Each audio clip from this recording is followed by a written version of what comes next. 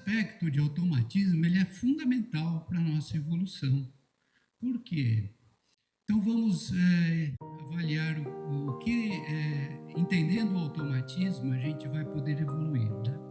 Então nós vamos ver automatismo e psicologia, sinônimos e antônimos, automatismo negativo, automatismo psíquico, automatismo incorreto, identificação e correção do automatismo e visão do racionalismo cristão.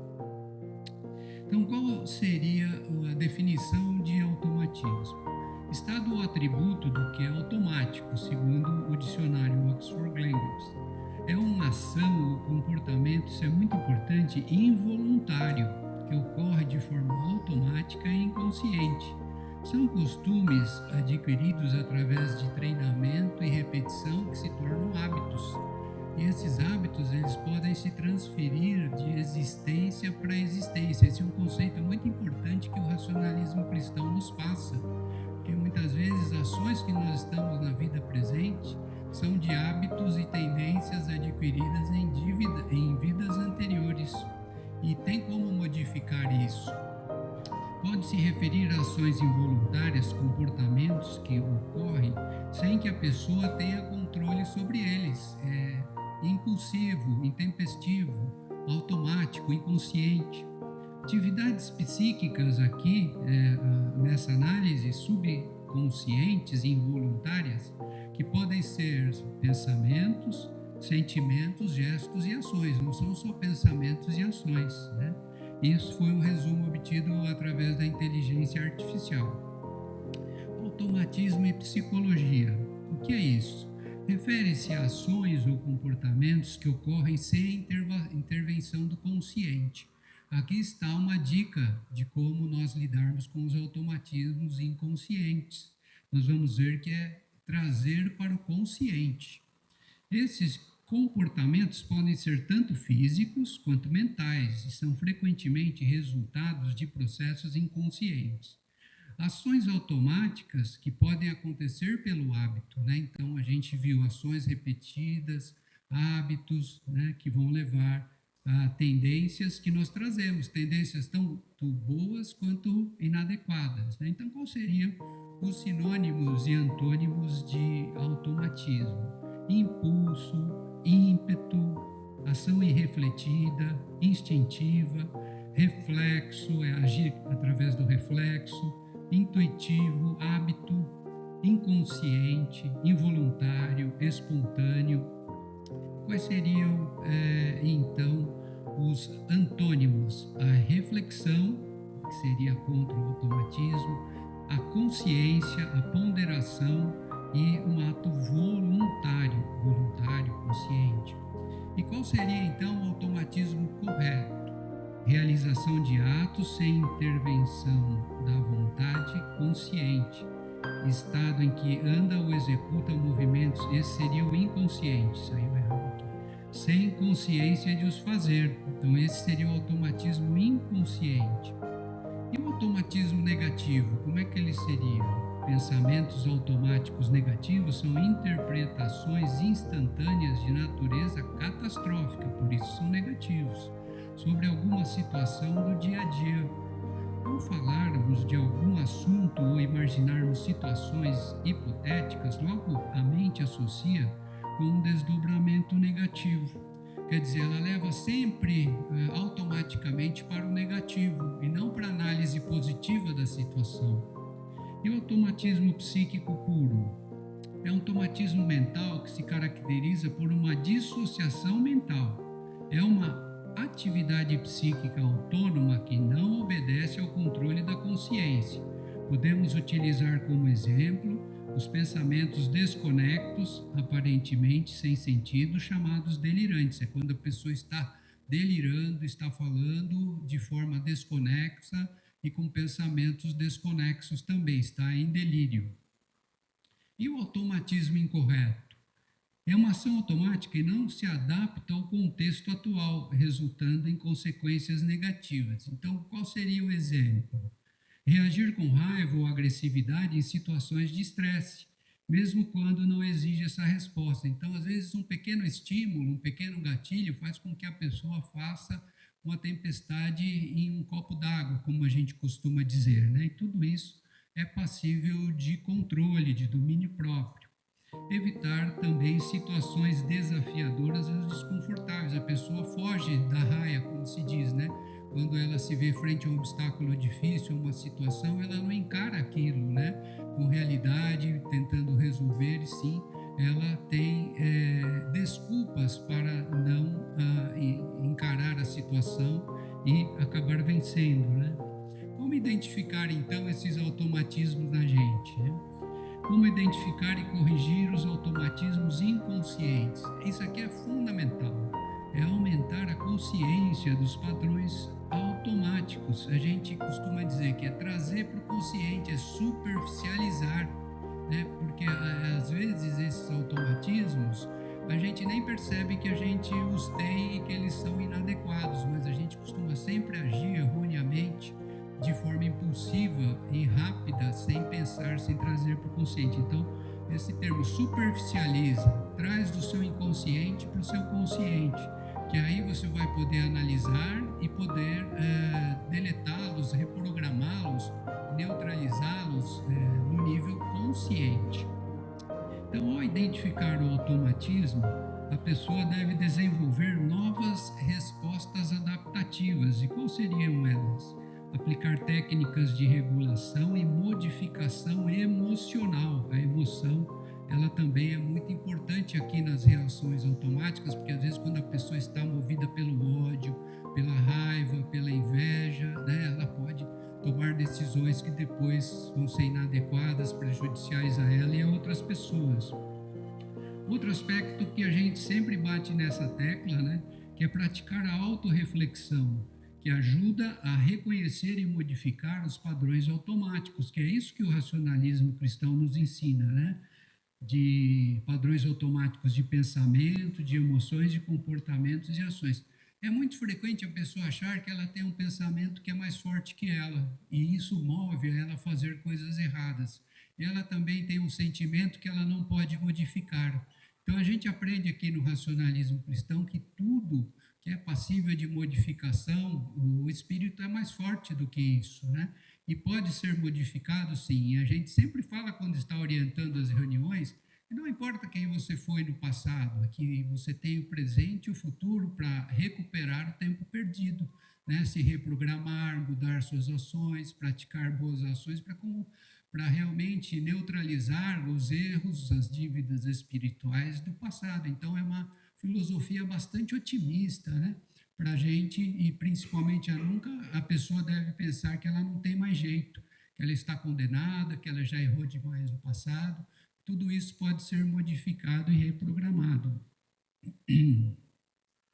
Então, o cuidado, né? Aqui tem duas situações interessantes do filósofo Lao Tzu e de Descartes, né? Que a gente for buscar. Cuidado com seus pensamentos, eles se tornam suas palavras. Cuidado com suas palavras, elas se tornam suas ações. Cuidado com suas ações, elas se tornam seus hábitos.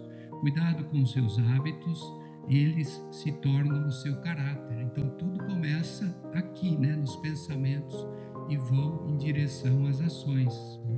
E já naquela época, Descartes levantou duas questões importantes, que é o automatismo e a consciência e a vontade. São três aspectos importantes. Então, o que ele falou, né? O automatismo dos atos psicológicos ou dos atos da mente não é idêntico em todos os graus. Ele costuma abandonar seu caráter aparentemente mecânico à medida que vai penetrando na esfera da consciência. Então aqui está o superficializar, o automatismo. A intervenção da vontade pode desviar o automatismo dos atos. Então aqui também é o que o racionalismo cristão nos ensina em relação à vontade, para modificar as nossas imperfeições. Então, qual seria a visão do racionalismo cristão em relação ao automatismo? Origens, quais seriam? Em pensamentos, sentimentos e ações automáticas, inadequadas ou corretas, né? E esse automatismo, ele não é só para o erro, né? Ele pode ser um automatismo para o bem, se você praticou boas ações repetidas e que aquilo se tornou hábitos bons, e eles poderão também ser ações rápidas, impulsivas, intuitivas, corretas. Então, o automatismo não é só para o erro, ele é também para as ações corretas, né?